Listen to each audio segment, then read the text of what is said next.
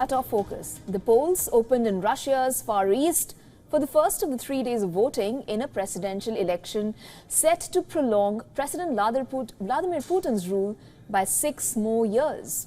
Now, voting is also taking place in the Russian-controlled parts of Ukraine. Who are the candidates contesting against Putin and who all were barred from running? All this in our next report. Check it out. Russia is poised to hold its presidential election, which President Vladimir Putin is almost certain to win. It will give the longest-serving Kremlin chief since Joseph Stalin another 6-year term in power. So how will it work? Russia's elections are set to take place between the 15th and 17th of March. Results will follow shortly afterwards, and the winner will be inaugurated in May. Voting will also take place in what Russia calls its new territories, parts of Ukraine now controlled by Russian forces, which have been placed under Russian law. Ukraine says it will not rest until it has ejected every last Russian soldier from those annexed territories. There are 112.3 million people with the right to vote in the election. Almost 2 million people abroad can also participate, and 12,000 in a cosmodrome which Russia rents in Kazakhstan.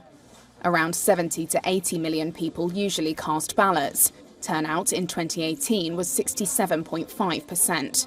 This year, a remote online voting system will also be available for the first time.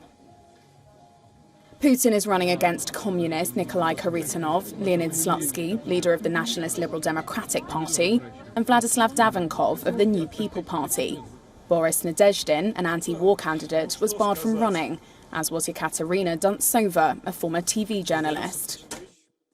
71-year-old Putin, a former KGB lieutenant colonel, has already served as president for longer than any other Russian ruler since Joseph Stalin. The 1993 Russian constitution was seen by some in the West as a development that would lead to democracy in post-Soviet Russia. It originally specified that a president could only serve 2 terms of 4 years if they were back-to-back.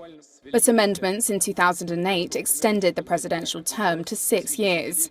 And changes in 2020 formally reset Putin's own presidential term tally to 0 from 2024, potentially allowing him to remain in power until 2036. The West casts Putin as a war criminal, a killer and a dictator. But opinion polls at home show he has approval ratings of 85%, higher than before the invasion of Ukraine. The Kremlin says Putin enjoys overwhelming support from the Russian people, and that Russia doesn't want to be lectured by the West about democracy. Russian officials say the West is trying to undermine Russia by casting doubt on the legitimacy of the election. The Russian opposition sticks to the formal rules of the tightly controlled political system. Despite having seats in parliament, it does not oppose the Kremlin on major issues.